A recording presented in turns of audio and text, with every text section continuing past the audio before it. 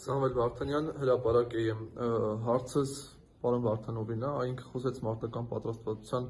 բարձրացման կարևորության մասին, գմբեթների մասին, այ արդեն քանի տարի է դուք գործունեություն եք ծավալում, պարոն Վարդանով, երիտասարդների շրջանում մարտական պատրաստվածության բարձրացմանն ուղղված,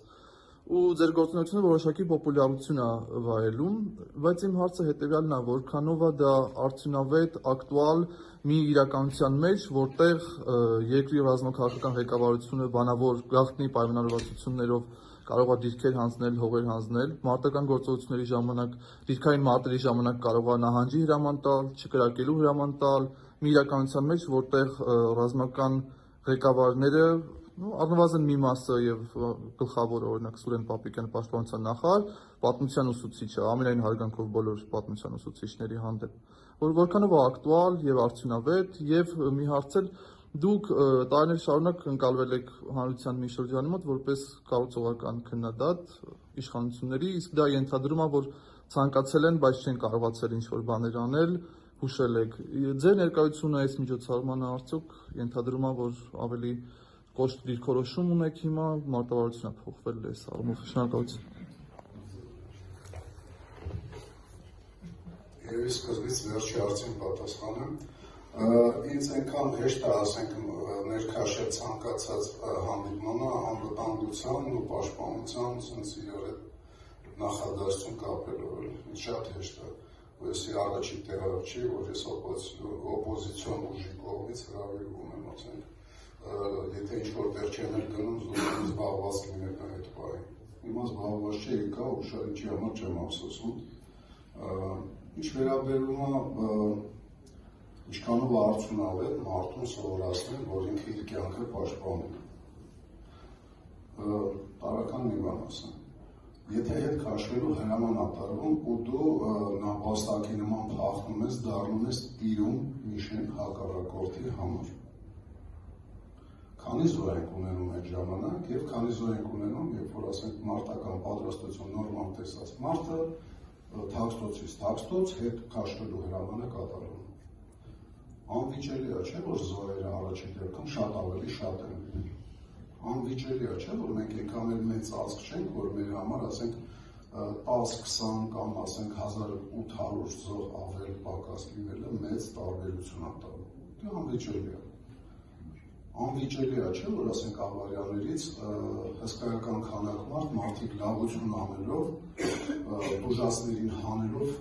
ինվալիդ են դարձնում կամ սպանում են, որովհետև նորմալ առաջողության ասենք դասընթացներ չեն անցել եւ չեն դիապետում, ասենք որ պետք է գլուխը պահելու, դողնաշարը անշարժացած մեքենայից անես եւ այլն։ Հսկայական քանակ մարդիկ են մահանում Հայաստանում գիտեք։ Մենք Թուրքից ավելի քիչ զոհում ենք ամեն տարի, երևի ինչ-որ տեղ համադրել է նույն թվերն է, անկախության պայմաններում, ավտոճանապարհային, ասենք, ավտոտրանսպորտային վիճադեպի զոհերը և Թուրքից սպանած։ Անվտանգությունը մարդու, դա, ոնց ասեմ, դա մարտավարություն է, ամենասիրուն ռազմավարությունը գրես, հոյակապ տիրապետես ասենք օպերատիվ արվեստին, բայց մարտավարական օղակում լինես 0, դու հնարավոր չի ինչ-որ հաջողության կես։ Եվ հակառակը, եթե ամենը մարտունակը զինվորը լինես, այն որ մենք ինքնախապեյությամբ ենք զբաղվում, ասում ենք, հայ զինվորը չի պարտվել, ուրիշ թեմա է իհարկե խոսակցության, պարտվել է ռազմական վերնախավատում, ռազմաքաղաքական վերնախավատ։ Բայց այդպես չի, պարոն Վարդանով։ Ոչ։ Զինվորն է պարտվել։ Զինվորը, զինվորականը, ես այն գումարտակի հրամանատարն եմ եղել 20 թվականին, որ բաց դաշտում հակառակորդին կանգնացրել է զրահատանկային, եսին ինչ հարձակումով, ես ասելու մենակ չէ գումարտակում, որտեղ մարտական եղբայրներն էին կռվում, բայց նոյեմբերի 8-ի ստորագրությունը մենք ընդունեցինք, մենք պարտված ենք։ Պարտվել ենք մենք։ Էլ չեմ ասում են ստորաբաժանումները, որ ասեն 100 կիլոմետր հետ են քաշվել մինչև Հայաստանի Հանրապետության սահմանները։ Բնականում պարտվել ես։ Պարտվել ես ինչի պատճառով, դա ուրիշ հարց է։ Չպարապելու, ցմփոր օֆիցերների, քիչ ֆինանսավորում ստանալու, հին զենքեր ունենալու, զենքին չտիրապետելու, ու սենց բազմաթիվ պատճառներ, բայց մարդու դաշտում զինվորը դա անվիճելի է։ Հիշում եք Արշակ Զաքարյանին, հոյակապ տղա, հոյակապ հաղորդում էր նկարում, երբ որ դիրքերում զինվորների հետ, ասենք, զրույցներ էր ունենում։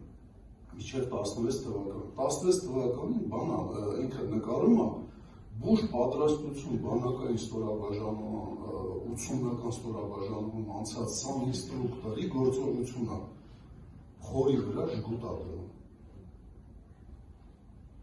Ասեմ, վզի վրա ժգուտ դնել հնարավոր է, ժգուտ գիտեք, չէ՞ ինչ է։ Խորի վրա հնարավոր չի։ Այ վզի վրա կարամ հենց հիմա ցույց տա։ Թոմաթը ժգուտ կդնես կխեղդվի, այդպես չի։ Բայց փորի վրա բացառվում է։ Այդ ուրեմն ուսումնական հաստատությունում սովորած սան ինստրուկտորը ժգուտ է դնում փորի վրա։ Իր սովորացրածը ինչ պետք է լինի։ Հետո երկրորդ դրա շարունակականը։ Դուք գիտեք, որ զինվորը պարտավոր է ինքը իրան բուժօգնություն հասցնել։ Մեր մարտավարական, ասենք, բաներով, դիրքերով մի վաշտը պահում է մի քանի կիլոմետր ու մի հատ սան ինստրուկտոր է ունել։ Լավագույն դեպքում 3 դիրքից դիրս կրակոցների տակ ցանկացած տեղ կարող վիրավորված լինի։ Այդ սան ինստրուկտորը որտեղ կարող է հասնել։ Այն էլ այդ սան ինստրուկտորը, որը փորի վրա ժգուտ ակցում։